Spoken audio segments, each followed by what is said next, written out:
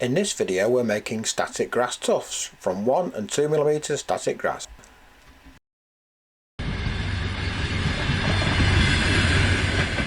So for this method of making static grass we need a baking tray, and this is a non-stick tray, so I've removed the non-stick material here so get a good ground connection.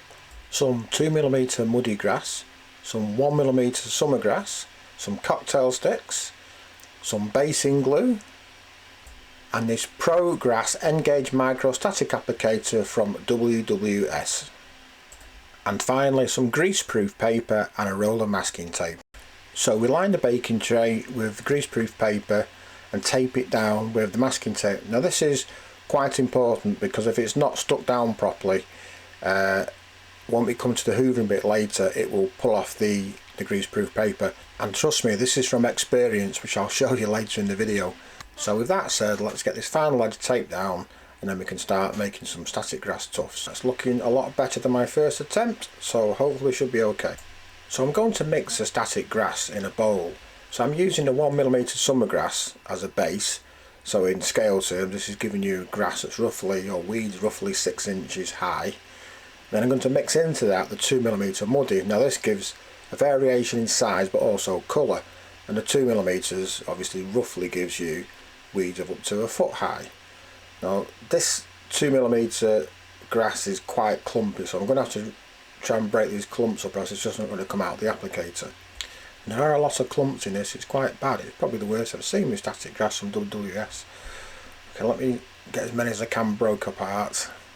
Okay, we're getting there now, give it a good mix and then we can get it in the applicator. Okay, so that's the static grass in the applicator, we're ready to start.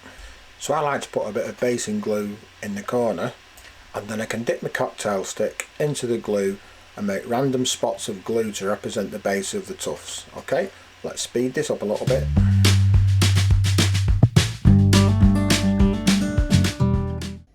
Okay, and that's the glue done, so now we can start with the applicator. So I've got my ground clip on, I've got the grass in the applicator, turn it on, and then we're ready to start. So we just keep shaking the applicator until we've got all the glue covered. I did try using my precision applicator for this, but the holes are so small it clumps up, so I reverted to this applicator. This is a lot more wasteful with static grass, but it does the job. Okay, so I think we've just about got all the glue covered there. Okay, and now we can gently hoover off all the excess static grass. If I was doing a big area, you can put an old pair of tights or stocking in the hoover to capture the static grass, but for such a small amount I'm not going to do that today. So this is where it's very important that the greaseproof paper's taped down so you don't suck it up. Okay, so that's almost all the static grass done now. And just to show you, this is what happens if you haven't got your greaseproof paper taped down properly, and this was my first attempt, mega fail. Okay, so let's have a closer look at the finished article. So we've got the static grass standing up vertical, so that's looks like it's a success. If you work with 1mm static grass, you'll know how hard it can be sometimes to get it to stand up. But this is where I think the baking tray method is very helpful. Okay, so let's get some on the layout and see what it looks like. There's clearly a lot more detail work to do, but I find I can only do this precision work in small doses. Okay, so I use a pair of tweezers to peel off the static grass tufts from the greaseproof paper. So I'll just show you how to get them off with a small one. These are still a little bit sticky, they haven't completely cured. But I'll get the tufts off and put them into a plastic tray and then we can start putting some down. Okay, so again I like to put a bit of glue on the greaseproof paper. I always like to work with glue like this, I find it's more controllable.